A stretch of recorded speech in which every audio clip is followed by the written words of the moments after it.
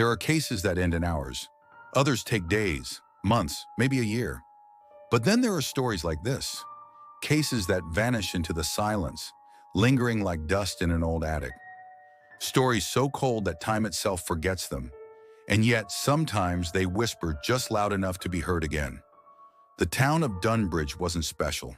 A speck on the map. The kind of place people drove through on their way to somewhere more interesting. And yet, in 1993, it became the backdrop for a mystery that would stretch the bounds of patience, logic, and belief. It began not with a scream, but with silence. No one heard it happen. No one saw it unfold. A young woman, just 22, failed to arrive home from her shift at a small textile plant on the outskirts of town. She wasn't the sort of person to vanish. Her habits were clean-cut. She didn't miss work. She didn't make waves. She didn't make enemies. She was, as many would later say, ordinary. And yet it was that very ordinariness that made her disappearance so unnerving. At first, the police thought she'd simply left. Stress, perhaps. A secret she hadn't shared. But the days passed. Then weeks. Her bank account remained untouched. Her apartment, neatly arranged, every item in place, felt more like a museum than a home. No evidence of struggle. No sign of plans made. Just absence. As months turned into years, theories came and went. Some suspected foul play. Others believed she'd walked away from her life, swallowed by some personal storm no one had seen brewing. A few even suggested something darker, some force, human or otherwise, that had claimed her. By the late 1990s, the case had cooled to ice. Investigators moved on. Files were boxed. Her name joined the silent list of the missing, remembered only by those who had known her. But Dunbridge did not forget, not entirely. In 2002, a highway expansion project unearthed something buried deep beneath a stretch of woods a few miles from town. A shallow grave, expertly hidden. A woman's remains decayed by time and weather. No identification, no belongings, just a ring, tarnished but intact, and a strip of cloth. The body was reburied after analysis.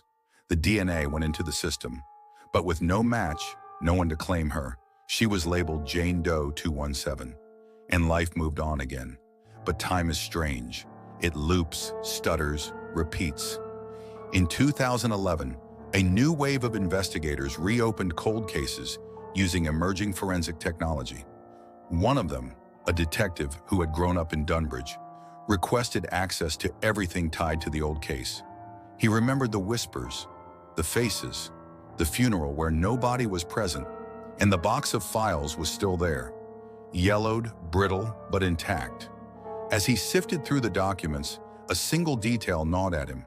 The ring, a basic silver band with a small etched symbol on its underside. It had been dismissed as a cheap trinket, but to him it was familiar. He had seen it before, in an old high school yearbook photo of the missing girl, taken just a few months before she vanished. A candid picture, hand raised mid-laugh, the ring catching a glint of sunlight. A long shot, but he ordered the remains of Jane Doe 217 to be retested with new DNA protocols. And this time, the system whispered back, it was her. 18 years after she vanished, they finally had her name again. But names are only the beginning. The question of how she died, and more importantly, who made it happen, remained unanswered. And so the detective dug deeper. He combed old reports, traced every interview, every lead dismissed in the chaos of the early 90s. Names of coworkers, neighbors, anyone who might have known something. One name appeared too often. A man who had worked the same shift, claimed to barely know her, and moved away just months after she vanished. He'd never been interviewed thoroughly. No criminal record, just gone. The detective tracked him down in a neighboring state, a quiet man with a new name.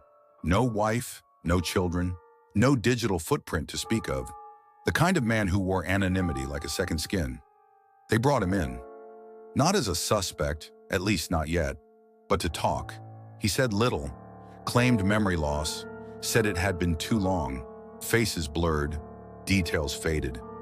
But the detective noticed the hands, scarred, rough. A nervous twitch whenever her name was spoken, a hesitation at the mention of the ring.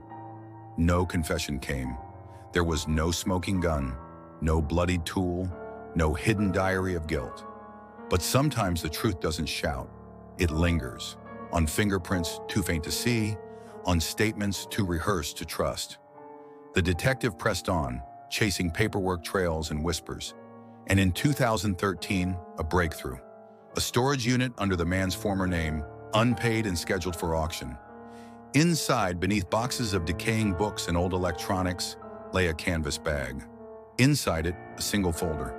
Photos of her, taken without her knowledge, at work, at the bus stop, in her backyard. In a timeline of obsession preserved in secret, the man was arrested, not for murder, not yet, but for stalking, harassment, and obstruction. The evidence was circumstantial, but strong enough to hold him. Then came the DNA match. The cloth found with her remains, once thought irrelevant, had been his. A discarded work rag, stained with sweat and blood, long since hardened with time. Technology had finally caught up to the silence. Faced with the evidence, the man confessed. Not with tears, not with remorse, but with cold detachment. He claimed she had mocked him, laughed at his kindness. He said he'd only meant to scare her. Things had gone wrong. He panicked. He buried her, moved away, erased himself. The trial was swift, the conviction final. Life without parole. But the story didn't end there. Years after the conviction, more evidence surfaced. More photos, more names, more missing women. His timeline stretched further than they had imagined. The man had not been dormant. He had simply changed targets. In total, authorities linked him to 4 more cold cases across 3 states. Each eerily similar, each buried in time, nearly lost forever. It took them years to connect the dots, years to piece together the truth, because the horror was not in the act itself, but in how easily it could have remained hidden. She had vanished, but she had never truly left. Her name, once relegated to a folder in a dusty archive, now stood as a reminder. That silence is not the absence of sound. It's the presence of something waiting to be heard. And Dunbridge, once just a sleepy town, became a symbol of patience, of persistence, of the long, cold breath of justice. For some, the story brought closure. For others, it opened old wounds. But for the detective who refused to forget, it was proof that even in the stillest darkness, the truth waits. Sometimes for years, sometimes forever, but it waits.